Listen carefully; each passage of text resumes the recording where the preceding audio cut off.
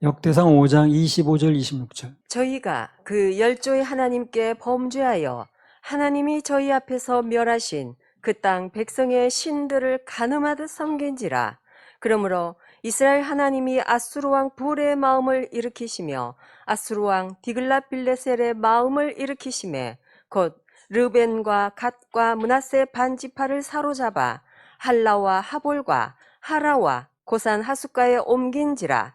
저희가 오늘날까지 거기 있으니라. 지난 시간에 루벤이라든가 갓이라든가 므낫세 반지파, 세지파죠. 이제 하나님만 의뢰할 때는 환경적으로나 숫자적으로 불리해도 그래서 주님이 큰 승리를 주셨다고 그랬죠. 근데 오늘 보니까 그들이 하나님을 이제 등지고 다른 신을 섬기니까 이게 참 문제야. 이 끝까지 초심을 잃지 않아야 되는데 꼭 이스라엘 백성들 보면은 좀 된다 싶으면 자꾸 딴 데 돌리는 거야. 우리 인생도 마찬가지예요. 늘 마음이 한결같아야 되는데 환경에 따라서 자꾸 돌리고 그러니까 이제 매 맞는 거예요, 한마디로. 그래서 다른 신을 섬기니까 예배 실패하는 거죠. 그때부터는 하나님께서 대번에 아수르 왕들 나왔지. 불이라든가 디글랏빌레셀 세계에서 유명한 사람들입니다. 쳐들어오게 하시고 그 여파로 사로잡혀가게 하시고. 우리는 하나님의 사랑을 느끼면서 살 필요가 있지만 그러나 반면에 그분의 공의도 알아야 됩니다. 사랑만 알고 공의를 모르는 사람은요, 행동을 막 합니다. 그래서 그분은 사랑도 물론 합니다만 그에 못지않게 공의로운 하나님이라는 거, 이걸 잊으면 안 돼요. 그걸 알아야 뭐가 열린다 그랬어요? 영계가 열린다 그랬습니다. 이 영계가 왜 그렇게 열리냐면요, 계시록 16장 4절에서 7절. 셋째가 그 대접을 강과 물 근원에 쏟음에 피가 되더라.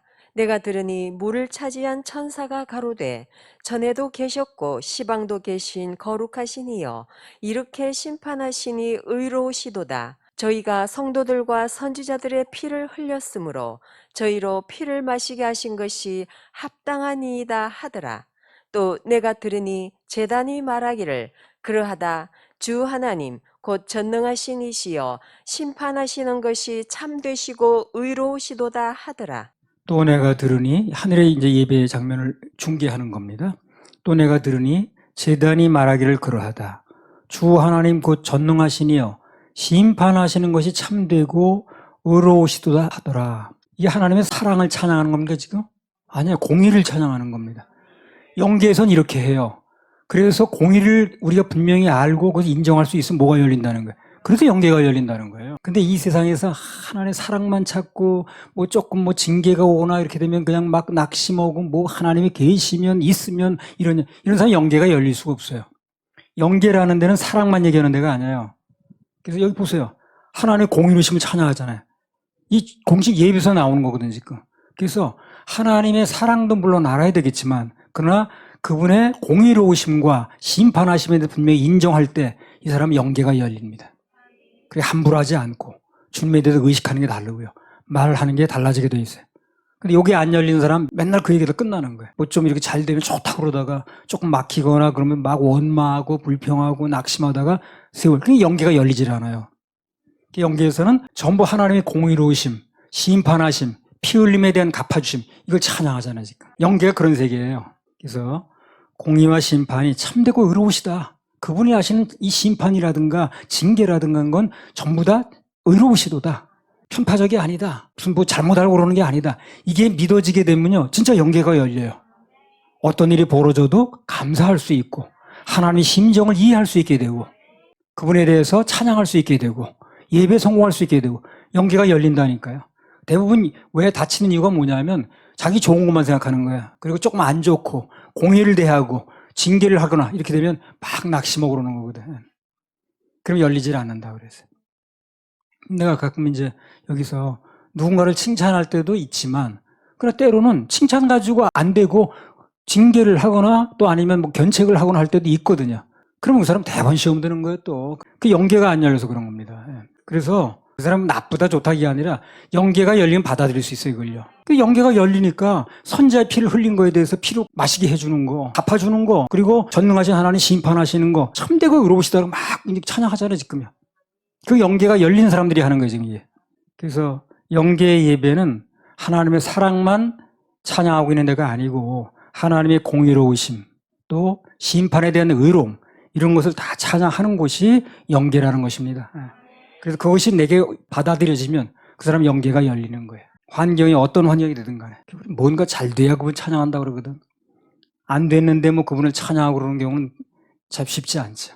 근데 그때 영계가 열린다는 걸 알아야 돼.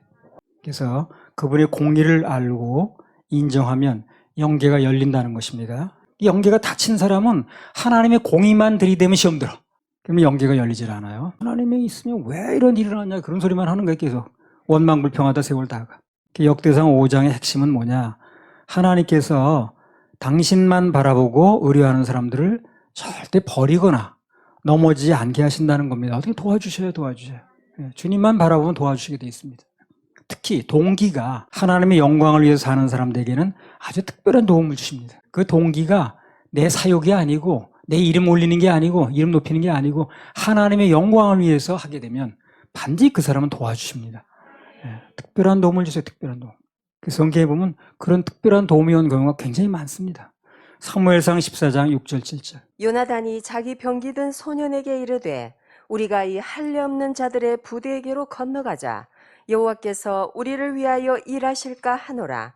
여호와의 구원은 사람의 많고 적음에 달리지 아니하였느니라. 병기 든 자가 그에게 이르되 당신의 마음에 있는 대로 다 행하여 앞서가소서. 내가 당신과 마음을 같이하여 따르리이다. 이 사람의 전쟁을 하는 목적이 뭡니까? 하나님의 영광, 하나님의 이름이 땅에 떨어진다는 거예요. 하나님의 이름이 지금 이방인들에게, 이 할례 없는 사람들에게 더럽힘을 당하고 있다는 거거든. 하나님의 영광을 위해서 이 싸움을 하겠다는 거거든요. 그러니까 지금 싸움이 되질 않아요. 왜냐하면 둘이 올라가서 뭘 하겠다는 거예요, 지금. 그러나 하나님의 영광을 위해서 자기는 나가겠다고 나가는 거예요. 그럼 목숨의 이제 리스크를 이제 감당하는 거예요, 이 사람. 그럼 그 결과가 뭐냐는 거예요. 그렇게 나가니까 하나님이 어떻게 도와주셨는가. 그런 답이 꼭 나와 있는 거예요, 이 성경에는. 그래서 우리를 하여금 활동할 수 있게 하는 거예요. 답이 안 나와 있으면 야 이거 어떻게 되는 거냐, 가야 되는 거야 말아야 되는 거야 할 때 답이 나와 있으니까. 사지선당에서 답이 나왔어. 근데 그 헤맬 필요가 뭐 있나? 답이 나왔는데 찍으면 되지. 답을 모를 때는 이거 할까 할 수 있지만 답이 알고 있는데 뭐하러 그럴 필요냐. 성경을 보게 되면 답이 나오기 때문에 말씀대로 하면 되는 거예요. 자, 그러면 그 두 사람이 하나님의 영광을 위해서 오로지 그것 때문에 나가겠다고 했는데 목숨을 걸고 하나님이 어떻게 도와주셨는가? 사무엘상 14장 12절부터 15절. 그 부대 사람들이 요나단과 그 병기 든 자를 대하여 가로되 우리에게로 올라오라. 너희에게 한 일을 보이리라 한지라. 요나단이 자기 병기 든 자에게 이르되 나를 따라 올라오라. 여호와께서 그들을 이스라엘의 손에 붙이셨느니라 하고 요나단이 손발로 붙잡고 올라갔고 그 병기 든 자도 따랐더라. 블레셋 사람들이 요나단 앞에서 엎드러짐에 병기 든 자가 따라가며 죽였으니 요나단과 그 병기 든 자가 반일경 지단 안에서 처음으로 도륙한 자가 20인 가량이라. 들에 있는 진과 모든 백성 중에 떨림이 일어났고 부대와 노략군들도 떨었으며 땅도 진동하였으니 이는 큰 떨림이었더라. 그래서 저들이 올라오라 그러면 하나님이 저들을 우리에게 붙인 걸로 알겠다. 이렇게 이제 된 거예요. 그래서 큰 절벽이 있는데 올라오라 그러니까 하나님이 이제 우리에게 일하신다는 게 이제 증명이 된 거거든. 그러니까 두 사람이 올라가는 거예요, 지금. 이렇게 올라가서 뭘 하겠습니까? 거기서 이제 많은 군대들이 지나고 있을 텐데. 이렇게 올라가니까 그 앞에서 저절로 쓰러지는 거예요, 저절로. 그래서 그 병기 든 자가 가면서 그냥 창으로 쿡쿡 찔르면 되는 거예요. 앞에서 그냥 딱 쓰러지는 거예요, 그냥 저절로. 하나님이 일하시니까. 하나님의 영광을 위해서 하니까 그렇게 된 거예요. 그래서 반일경 지단이 뭐냐면 소가 한 반나절 밭 갈 수 있는 땅 넓이라고 그래요. 저 송구사전에 보니까. 그래서 소가 반나절 동안 갈 수 있는 그 땅의 넓이에 있는 사람들이 다 죽은 거예요, 이렇게. 그러니까 백성 중에서 블레셋 백성들이 막 떨기 시작하는 거예요, 그때부터. 야, 이거 큰일 났다. 이거 무슨 저런 일이 다 있냐, 이거. 그냥 저절로 쓰러지니까, 사람들이. 그리고 뭐, 그냥 가서 저절로 쓰러진 데다 뭐 그 창 하나 꽂는 게 어려운 거예요, 뭐. 그래서 노략군들도 떨고, 부대도 떨고, 땅도 진동하고, 큰 떨림이 일어났다는 거예요. 우리도 이렇게 해주시면 돼요. 결과적으로 싸움은 하나님께서 하시고, 요나단과 병기 잡은 자는 따라가면서 그냥 이삭 줍듯이 하는 겁니다, 지금. 그래서 하나님의 영광만 위해서 그렇게 한다고 하면 그 어느 때를 막론하고 시대를 불문하고 하나님 꼭 도와주시는 게 이렇게. 오늘날도 마찬가지입니다. 하나님의 도우심을 이루는 방법은 그분의 영광만을 위해서 반드시 예배에 성공해야 되고. 자, 사무엘상 17장 45절부터 51절. 블레셋 사람이 점점 행하여 다윗에게로 나아오는데 방패든 자가 앞섰더라. 그 블레셋 사람이 둘러보다가 다윗을 보고 업신여기니 이는 그가 젊고 붉고 용모가 아름다움이라. 블레셋 사람이 다윗에게 이르되 네가 나를 개로 여기고 막대기를 가지고 내게 나아왔느냐 하고 그 신들의 이름으로 다윗을 저주하고 또 이르되 내게로 오라. 내가 네 고기를 공중의 새들과 들짐승들에게 주리라. 다윗이 블레셋 사람에게 이르되 너는 칼과 창과 단창으로 내게 오거니와 나는 만군의 여호와의 이름 곧 네가 모욕하는 이스라엘 군대의 하나님의 이름으로 네게 가노라. 오늘 여호와께서 너를 내 손에 붙이시리니 내가 너를 쳐서 네 머리를 베고 블레셋 군대의 시체로 오늘날 공중의 새와 땅의 들짐승에게 주어 온 땅으로 이스라엘의 하나님이 계신 줄 알게 하겠고 또 여호와의 구원하심이 칼과 창에 있지 아니함을 이 무리로 알게 하리라. 전쟁은 여호와께 속한 것인즉 그가 너희를 우리 손에 붙이시리라. 블레셋 사람이 일어나 다윗에게로 마주 가까이 올 때에 다윗이 블레셋 사람에게로 마주 그 항우를 향하여 빨리 달리며 손을 주머니에 넣어 돌을 취하여 물매로 던져 블레셋 사람의 이마를 치매 돌이 그 이마에 박히니 땅에 엎드러지니라. 다윗이 이같이 물매와 돌로 블레셋 사람을 이기고 그를 쳐 죽였으나 자기 손에는 칼이 없었더라. 다윗이 달려가서 블레셋 사람을 밟고 그의 칼을 그 집에서 빼어내어 그 칼로 그를 죽이고 그 머리를 베니 블레셋 사람들이 자기 용사의 죽음을 보고 도망하는지라. 다윗이 블레셋 사람에게 이르되 너는 칼과 창과 단창으로 내게 오거니와. 그 사람 믿음이 뭐예요 그러면? 칼과 창과 단창이 그 사람 믿음이. 그러나 나는 만군의 여호와의 이름 곧 내가 모욕하는 이스라엘 군대의 하나님의 이름으로 내게 가노라. 나는 믿음이 하나님인데 왜 하나님 이름으로 가게 됐냐 하면은 네가 모욕하니까 하나님의 이름을 자꾸 땅에 떨어뜨리니까 나는 들을 수가 없다는 거예요. 내가 나가면 꼭 이긴다는 보장은 없지만 워낙 상대가 세니까. 그러나 내가 이기면 너무 좋고 그렇지 않다 할지라도 나는 살아서 이 얘기를 더 듣고 싶지 않다 이거거든 지금. 완전히 영광을 위해서 나가는 거지.